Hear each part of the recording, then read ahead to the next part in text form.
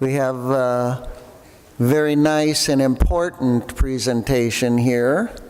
I'm, personally very excited about this. Little Maddie is now grown up into a nice young woman, and she and her mom, came to our program a long time ago when Maddie was a little girl, and worked on seeing if these interventions could be of any help. And now they're going to tell us, exactly what happened, what's their story, and I think you're all going to find this to be extremely important and extremely enlightening. So I'm really pleased to introduce Maddie and her mom.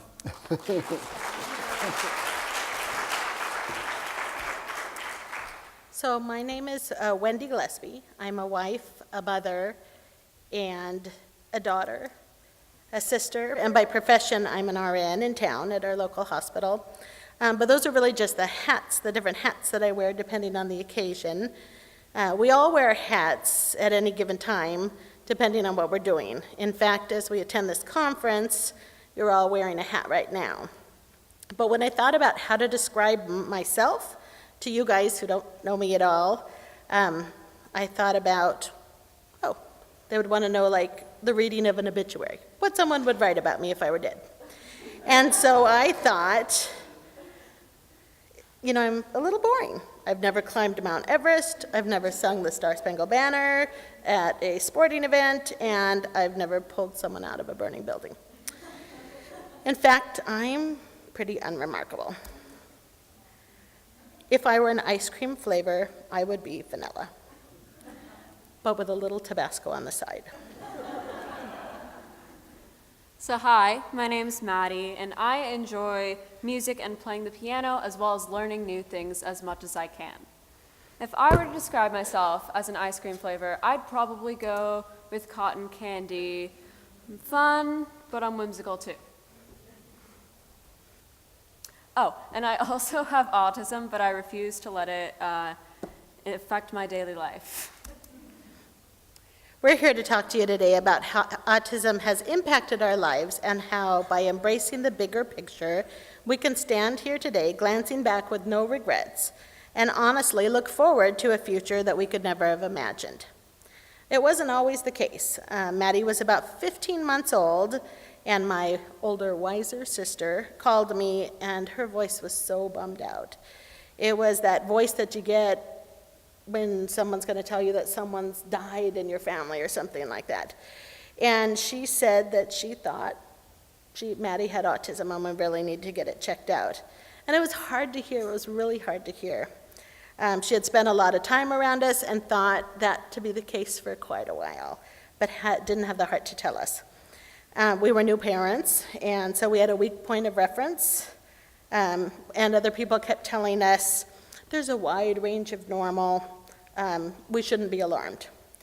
But when our suppressed fears actually came to light, my husband and I, Todd and I, we actually grieved, as we were all but certain that our daughter would be robbed of a rich, fulfilling life, unable to return the love that we had for her, and that others so desperately wanted to show her. My mom recalls me as a baby, preferring to look at the wallpaper rather than her face, and she describes it as if I was looking straight through her, even when her face, full of concern, was close enough to kiss me. Once she started walking, she would flit from activity to activity. Her back was arched. She was standing on her tippy toes. She'd tap her fingers on things near her. Nothing interested her for very long, and although she was a pretty good-natured baby, she did things on her own terms and rarely engaged with us for more than a few seconds. Her favorite activities were to spin and to twirl and to swing. She especially loved to play in the dirt and would pick it up and sift it through her fingers over and over for what seemed like hours. My mom told me how our regional center case manager broached the subject of sign language and suggested that we consider learning it as a family, as I might never be able to speak. I worried that beginning another form of communication with her just as we were starting to gain some momentum on speech might actually muddy the waters and make it more difficult. I mean, it's like learning two languages at the same time. And it's not surprising that Todd and I were worried about making that decision or any other decision because we were just a ball of emotions. I mean, we were a mess at that time. And I'm not proud to say that what started as grief for us soon became bitterness and resentment. I was like, why her? Why us?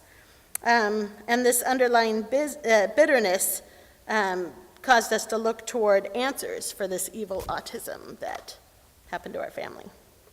They felt that somehow they had failed to protect me from whatever autism was and had unknowingly let me down in a very big way.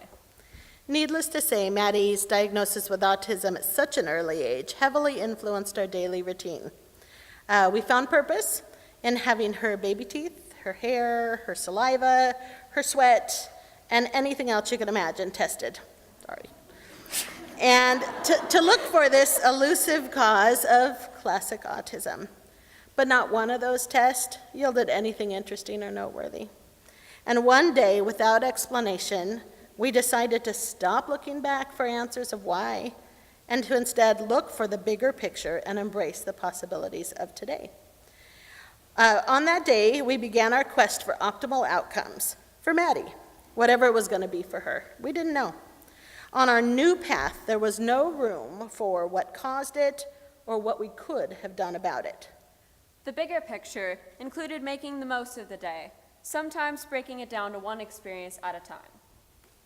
With this newly formed game plan, we found that our resolve was strong, but frankly, our parental team of two was inexperienced and needed more players. We were new parents with little knowledge of developmental milestones and needed to be taught a whole new skill set to make the final cut. At the time, we had no desire to be spectators or even cheerleaders. We were all in, and we began to assemble her dream team.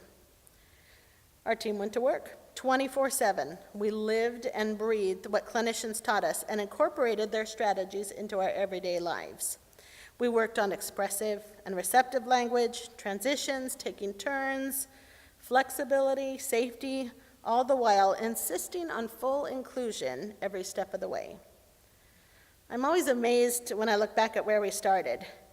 Until about 25 months, her ability to communicate consisted of some nodding of her head, fleeting eye contact, and some tapping, I talked about that before, or weak attempts to point at what she wanted. She'd flap her hands when she wanted something, but it wasn't easy to distinguish the I want flap from the I am so happy about whatever's going on flap. I'd like to show you a video of Maddie during that time so you can see what I mean. Before I show you the video, though, I need to preface it by saying that these are just home videos. They're not intended to be anything more important than just a snapshot in that time so you can see what was going on. In fact, from a clinical standpoint, some of it's laughable, and I think you'll see that. But in time, for us, at that time, it was real, and we were just finding our way. This first clip I show, trust me, is of Maddie eating at the dinner table. She's almost 2 years old, and her little brother is just in the high chair off next to her right. Zach's about 5 months old, and my husband is feeding them, both Maddie and Zach. And I'm in the kitchen holding her older daughter, Sierra, doing whatever it was I was doing in the kitchen. The first thing you'll notice when I start the clip is that she's not actually saying anything. But even without words, you can tell what motivates her and see some of the red flags that she exhibited at that time that contributed to her autism. I think he wants the applesauce.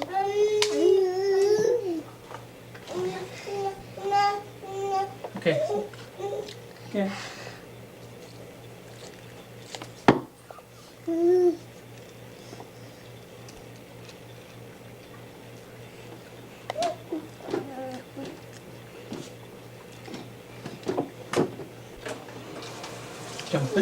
Jumping. Yes. Oh, you want applesauce? You got Jello. No, out for all of them, but Zach just doesn't care for Jell-O. Doesn't break Well, my heart. Maddie's begging for his applesauce.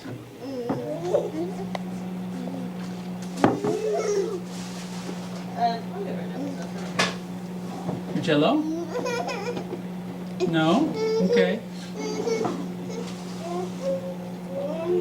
Sierra's got corn up here too. I want corn. Applesauce? Applesauce? Corn, Mommy. Can you get it down, babe? I can't. Sit down. It's still probably pretty hot. Okay.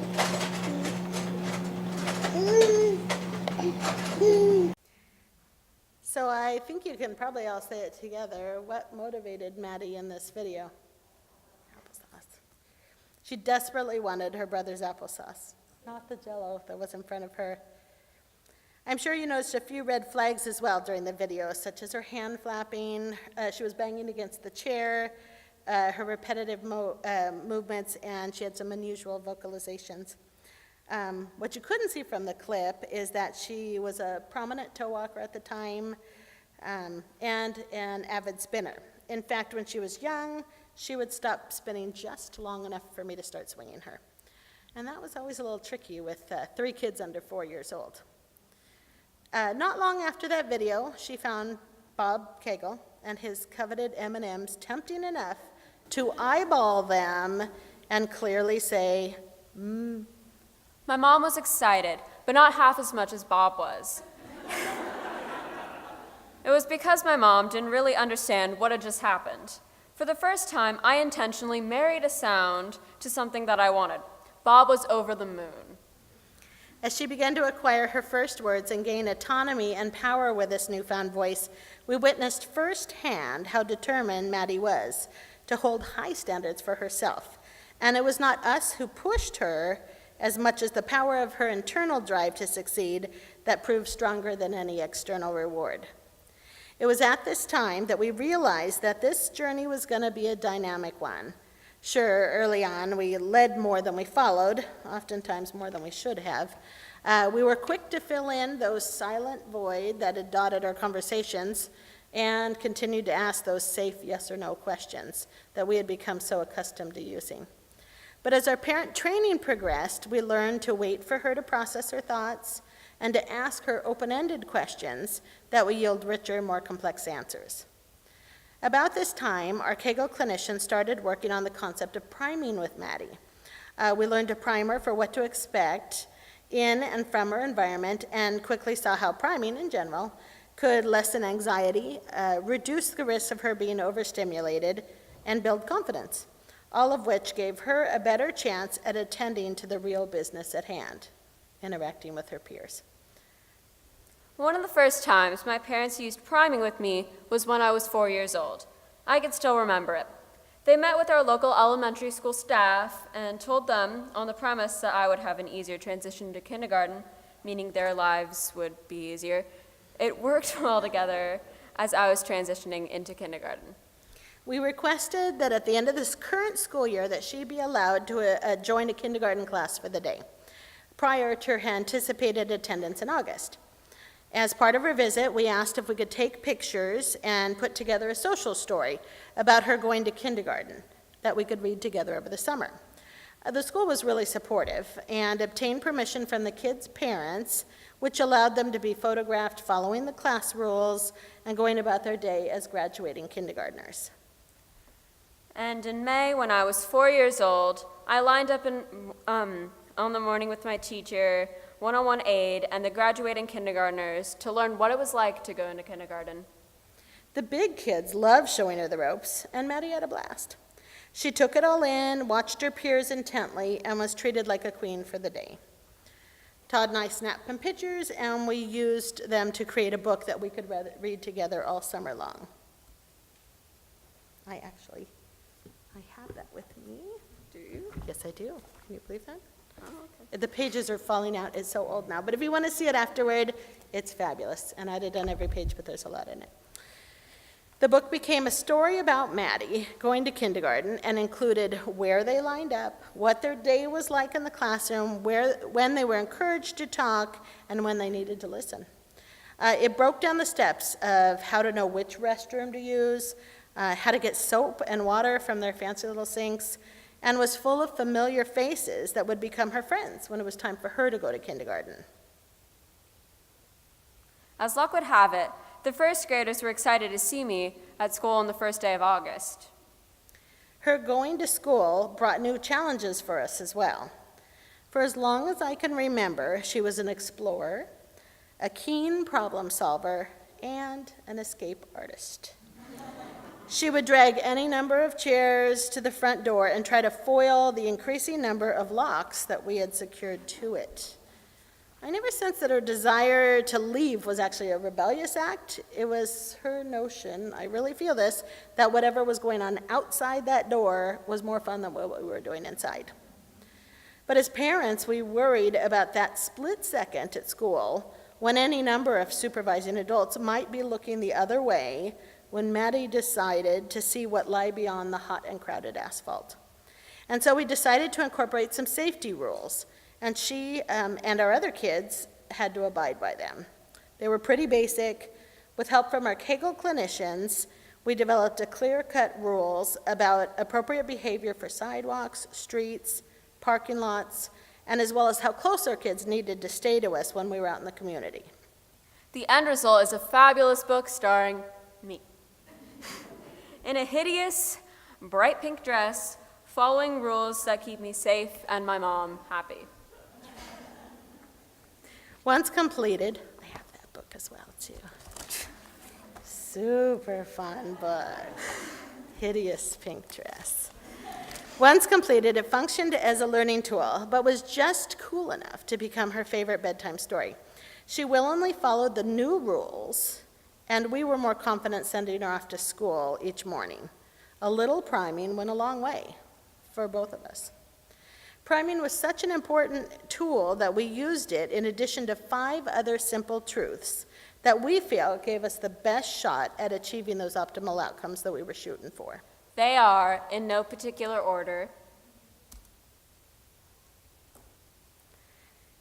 Number 1, don't underestimate the power of priming. We sort of talked about this already. It really is a powerful tool, and it can help a child be and feel successful. We didn't hammer things until we knew that she knew what to expect at every turn, because that's not realistic. Kids need to learn to be flexible and to take things as they come.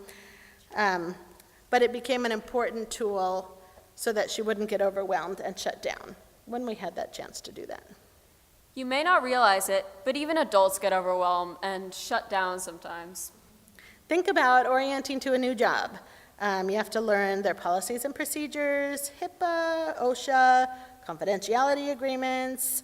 You have to take your picture, fill out payroll paperwork, read and agree to their mission statement, their organizational structure, and complete your benefits package. When you're overwhelmed, how much of that sunk in? Not much. We even primed Maddie with the curriculum at school. Every year, about April, I would get the following year's grade standards and concoct these crazy ideas about how she could incorporate those, the things they were going to study the next year to work with her clinicians over the summer. Number 2, second simple truth from Maddie and Mom Gillespie. You got to make sure the basics are covered. And this is true with every child. By this I mean that before any meaningful interaction can happen, they need to have certain things in place. They can't be hungry. How well do we do if we're hungry or thirsty or have to go to the bathroom? They need to be well rested. If a kiddo's exhausted, how many people have started a session and the kiddo, they're just out of it. They just aren't attending to what's going on. They need to be well rested. They need to be healthy, and that goes without saying. If there's significant physical or mental health needs that aren't being met, it's difficult for any child to take in what you're going to try to teach them. Think about when you have a fever or a migraine. What do you want? We want quiet, we want dark, we want calm, and we want solitude.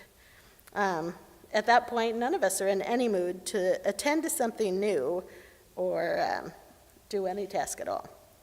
And the last one that we feel is super important to make sure is in place before learning is that a child feel loved and supported and safe. Number 3 on our list of simple truths is don't be afraid of setting a high bar. I think it's really important that parents and clinicians are careful when they set expectations for a child, special needs or otherwise. It goes without saying that it has to be attainable, but not so low that they're not challenged. I have found that when you expect very little of someone, what do they usually give you? Just what you asked. We held and still hold a high bar for Maddie. We've let others know, especially in the school setting, that she's as capable as the next person and not to go easy on her just because of her diagnosis. That being the case, we also tried to make sure she had adequate supports, especially at school, but have been the first ones to say, let's taper these if they're no longer clinically appropriate to what her needs are. The 4th simple truth that we wanted to share with you today is to seek opportunities for experiential learning. When possible, I am all for ditching a formal classroom and all in favor of learning by experience. As an example, think about the beach. You can read about it or even look at pictures about the beach, but nothing replaces the feeling of warm sand between your toes, the smell and the taste of the salty air, and the ocean breeze on your face, or the sound of birds fighting for your food. As you can imagine, learning about the beach is much more effective at the beach than any other way. It uses all your senses and gives each person unique mental images to remember it by. One fun example of experiential learning in our family was when Maddie was in 4th grade. I'm sure we probably all recall studying California missions in 4th grade and recreating them out of styrofoam, sugar cubes, paper mache, and those are all fine learning experiences, but we took it one step further to help Maddie understand the importance of missions in California history. We planned a trip which became an adventure. My mom had this crazy idea of visiting all the missions in California when I was in 4th grade. Our first trip during spring break included 10 of the 21 missions. I should say spring break's only a week long, by the way. My dad and I made it into a video and uploaded it on YouTube. My mom planned the itinerary, but my dad and I put together the information that was most interesting to me and that I thought other 4th graders would want to know. I did enjoy studying about the California missions in class, but it wasn't as close to how much fun it was to actually be there.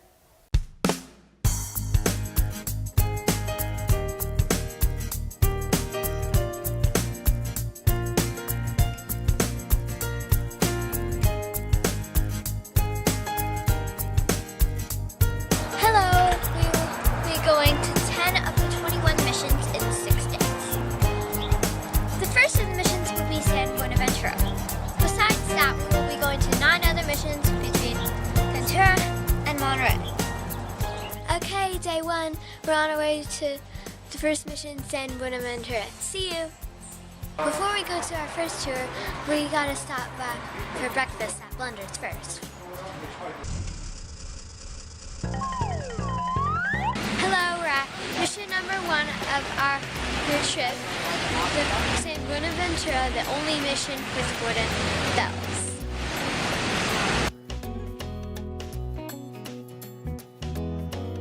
The San Buenaventura mission was dedicated by Father Junipero Serra on March 31, 1782. Mission San Buenaventura was the only mission with wooden bells.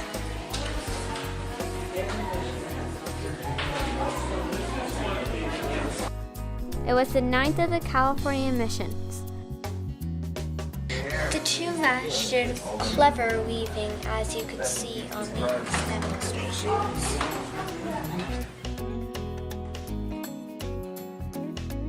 The Ventura mission is sometimes called the mission by the sea because it's so close to the ocean.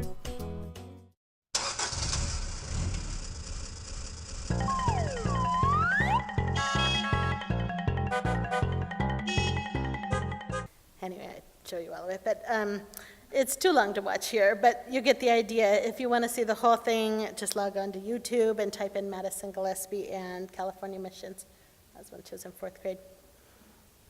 The fifth simple truth that we'll cover today is ask the right questions. It's such a basic concept that we hardly ever give it the thought. The premise is you get what you ask for. A yes or no question, if answered correctly, should always yield a yes or no answer and nothing else. You can make guesses about what someone's thinking or feeling, but all you know is a yes or no to your question. That's all you have to work with. So you can understand better what I mean. Try this at the dinner table tonight. Pick someone sitting at your table and have them think of a word and keep it to themselves, of course. Then as a group, play 20 questions with that person. Do it twice.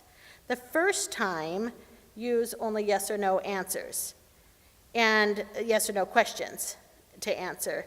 And the second time, have them choose another word, but allow open-ended questions, and see how close you get to guessing their word. At the end of 20 questions, I feel pretty confident that the use of open-ended questions will have got you closer to the answer you were looking for. And it'll get there faster and with a deeper understanding than you would have gotten any other way. Besides the communicative benefit of using open-ended questions, they also stimulate critical thinking, and that's good practice for all of us. Next, thoughtfully consider supporting inclusion in a natural setting. My parents felt that inclusion and the opportunity to model my typical peers was crucial to help me build successful relationships. We're big believers of the benefits of full inclusion. For Maddie, modeling was a successful tool that she referenced when she found herself in a situation that was new or unfamiliar to her. It was much easier for her to draw on her typical peer experiences than to come up with a novel response on her own. As she got better at it, she learned from her peers' experiences and was able to generalize those to experiences in her own life. During her elementary years, she tapered from a 1-to-1 to a 1-to-2, and then a 1 to standby assist with classroom support. But eventually in 5th grade, we agreed to pull all classroom assistants and taper to just a friendship group at lunch, once a week with her school psychologist and a bunch of her friends. She was doing really well academically, socially, linguistically. She enjoyed being around others, and she chose solitude less often. It was at this time in 5th grade that she was homesick for a few days with a particularly nasty head cold. I stayed home from work to be with her, but found myself checking work emails on my computer while she sat there lamenting how bored she was. When my mom realized that I had been quiet for too long, she suspected that I was up to something. I was. She walked out of the kitchen to find me sitting at the table, surrounded by paper and colored markers. In her boredom, and completely unprompted, she decided to make cards for each of her friends, telling them she'd missed them. They read, and I quote, I couldn't make this up, "I've missed you since I've been homesick. It will be nice to see you again." And signed them, "Your loving classmate." But she explained to me that not to hurt anyone's feelings, she had made one for every kid in the class, and her teacher, and her principal. That was well over 30 cards in total. She was branching out from a safe and secure place that we had created from her and was becoming a confident and compassionate individual. But even so, it was really hard for us to give up all our services. Not only had our clinicians become our teammates, but discontinuing services brought us full circle to where we started, alone. However, this time, there was a difference, a significant one.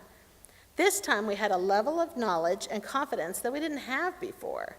We agreed to trust that her clinicians had taught us how to be better parents and advocates for our child, to support her and encourage her as we found our way without the supports we were accustomed to having.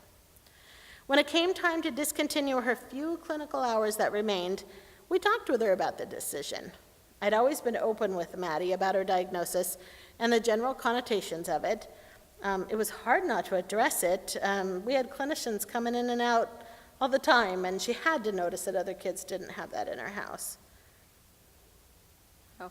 She explained things to me and gave me options all the time, so it did not surprise me that one day she gave me the option to stop services and asked how it made me feel. She said that it was our decision to make together when the time was right. She was so excited. She was ready to move on. It was we as parents who hesitated, and we took a deep breath and a leap of faith with her encouragement.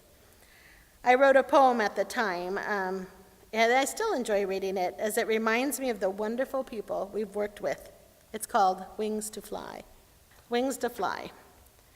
Down the path that few would choose, we found our strength along the way. A team to carry us when weary and keep our doubts at bay. Sometimes walking hand in hand, at times a partner in our flight, a whisper of encouragement to illuminate the darkest night. When looking back the windy road, it's startling to see. I think, how did we get this far? I know it wasn't me. And what awaits, I do not know, but I suppress my fear and take that step I dread the most without you being near. The lessons you have taught so far will guide us on once more to overcome what blocks our way, as it always did before. In parting ways, I understand that no matter what life brings, what you had worked for all along was to help us find our wings.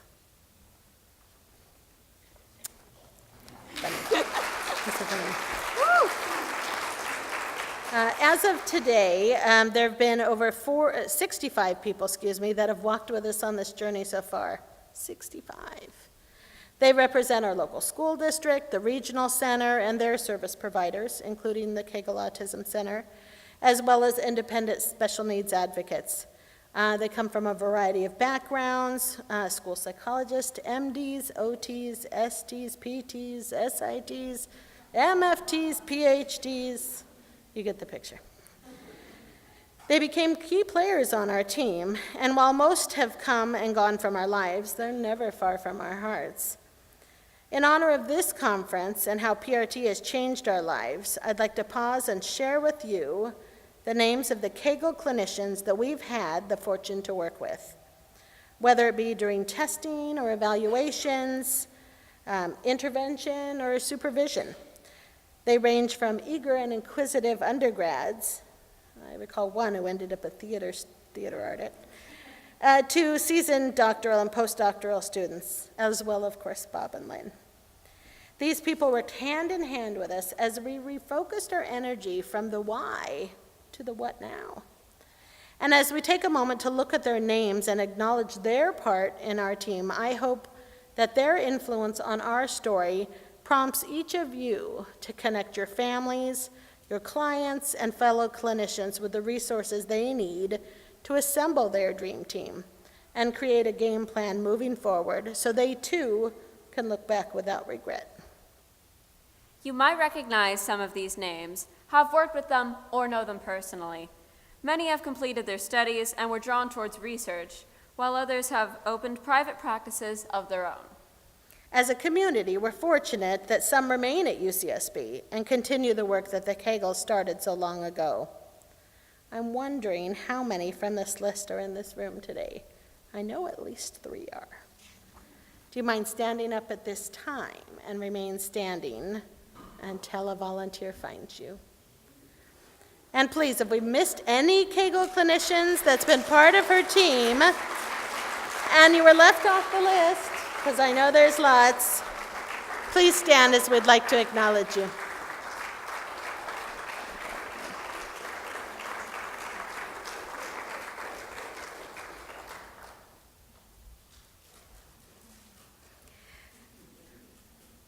So at this time, I'd like to review her development in detail so you can see the progress she made once we started intensive early intervention so long ago.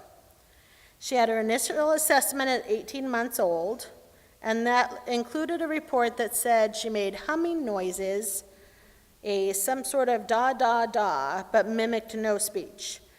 She didn't imitate sounds or gestures, had minimal interest in books, and absolutely no interest in sharing her possessions with someone else. She'd giggle at, but not play peekaboo. She exhibited signs of autism that included limited language and social development. We began intensive early intervention services at that time, and for reasons I didn't understand, my parents took the battery out of all of my toys. No more easy street with bells and whistles. By 2 years old, she was beginning to enjoy playing peekaboo, chase, and would play in the vicinity of, but not yet with other kids. She would occasionally imitate E-I-E-I-O when prompted. We learned not to jump in and complete those sentences and ideas of hers, and we began to seek unique and meaningful learning opportunities for her. By the end of my first 8 months of service, I had a 2-year gain in expressive vocabulary. At her 3-month assessment, her reports say she has adjusted to an intensive intervention program involving up to 7 or 8 different interventionists between all programs involved on a weekly basis. She was beginning to follow one-step directions and respond to WH questions. By the time she was 3 years old, she would initiate games with her peers, follow complex instructions, and use full sentences to communicate. At 4 years old, she began to delight in the company of others and seek out collaborative play partners. She visited her planned elementary school and was excited to go to kindergarten. And she started kindergarten fully included with a one-on-one aide when she was 5 and needed help with staying on task, manipulating objects that required precise fine motor skills, and required facilitation to improve her social skills in this more demanding setting. We began to co-write and oversee her IEP goals and would continue to do so for the duration of the time she had an IEP. When she was in 2nd grade, she was placed in a 1-to-2 arrangement with another child with special needs in an all-inclusive classroom. Most of the help she needed at that time came in the form of social bridging on the playground. By the time she was in 4th grade, she had the social, emotional, and academic maturity to flourish unaided in a typical classroom. I was an accomplished, happy student that enjoyed the company of others. I tried out and made it on the math Super Bowl team, meeting on a weekly basis to practice for competition. The next year, I attended my first big field trip to the Channel Islands with my dad as a chaperone. And in 5th and 6th grade, she was elected to class leadership, landed a part in the school play, performed at her school talent show, and attended the traditional week-long Channel Islands Marine Institute camp without any formal support or familiar chaperone. We discontinued all services and closed out her IEP after her last facilitated friendship group in 6th grade, and that was over 2 years ago. Now she has a 504, but it's as informal as our needs are. We use it to justify a face-to-face with her counselor or school psychologist at the beginning of every year and make sure they know that they're available for her, where the school office is, if she needs help finding anything and she can't figure it out on her own. We still believe in priming. In fact, as she started both junior high and high school, we had her shadow an older student, and at the end of the prior year, she was able to get familiar with the campus, where the cafeteria is, the bathrooms are, and what life feels like to go from an elementary school of 400 to a junior high of 800 and a high school of over 2,400 students. In the bigger picture, I don't fit in any differently than the band geeks or the computer nerds from yesterday. In fact, I may be at even a greater advantage. People find that cool now. So she had autism, and you could say by a diagnosis that she'll always have autism. But in the bigger picture, I think that all her quirky traits make her unique, and that she should be embraced as part of who she is. Some highlights on our journey include: she was asked to be a speaker at her 6th grade graduation.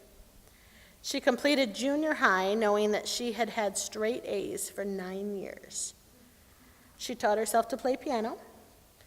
She was an Honor Society member with presidential honors at her 8th grade graduation. She now has a plaque bearing her name, that's been added to the wall at Goleta Valley Junior High for receiving an honorary award for outstanding vocalist in her class. I also attended Tech Savvy, a one-day STEM conference at UCSB, sponsored by the American Associate of University Women, where I was able to interact with female undergraduate and graduate students seeking careers in STEM fields. Another highlight was her taking sign language this last summer at Santa Barbara City College, and she's now satisfied her high school requirements for foreign language before she ever stepped foot on a high school campus. At this point, I'd like to revert back to the irony of our decision to not add sign language when she was 2.5. We never know. I mean, maybe we made the wrong decision, or maybe it just wasn't right time. We stand here today not knowing what tomorrow holds, but feel that by embracing that bigger picture, she has been gifted the best shot at a bright future. Ultimately, I'd like to connect her with a mentor in her field of choice before she heads off to college. That's the mom in me, after all these years still priming Maddie as she navigates high school and considers career choices. But that's what all moms do. We want to set their children up for success, whatever that success may look like for any individual child. For right now, I'm enjoying my second week in high school. I have the equivalent of honors in math, science, English, as well as biology. I have met so many new friends and love the vibe at the school. I chose performing arts as my elective, and I'm looking forward to making memories on and off stage. After high school, I've thought about going to Oxford or Cambridge, somewhere exciting and stimulating. There's so much yet to do. There's so much yet to do in my life still.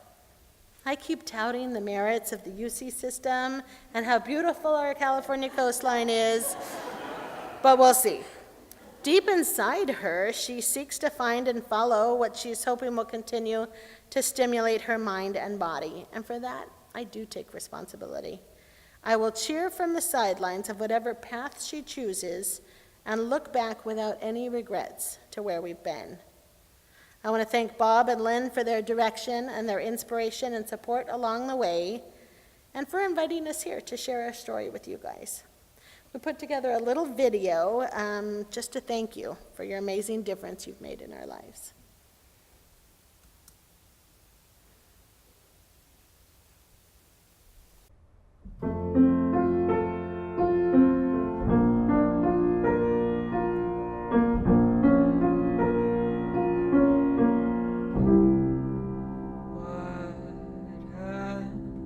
Difference you've made.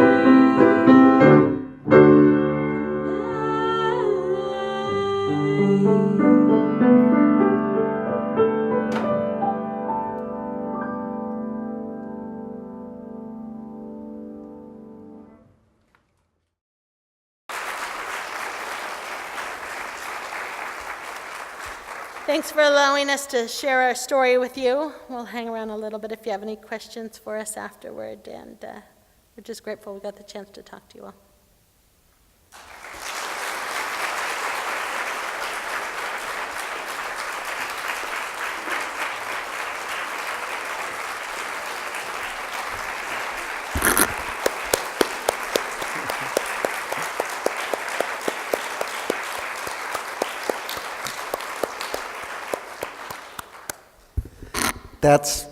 That was very appropriate, everyone standing up like that. That was really impressive. I wasn't even sure I could come up and talk. It's so emotional. But I also was struck by extreme admiration for the courage shown by Maddie and her family for tackling those challenges. And, the bravery and the eventual success is just mind-bogglingly awesome. So I thought that was really neat that everybody stood up and applauded like that, So it's a great end for the conference. I don't think I could say anything more profound than what you just heard. And I know they'd be happy to answer your questions, and we can continue to interact here at the end. And don't forget to pick up the certificates on the way out. And thanks again for all your participation. It's really been terrific. A big hand for you guys.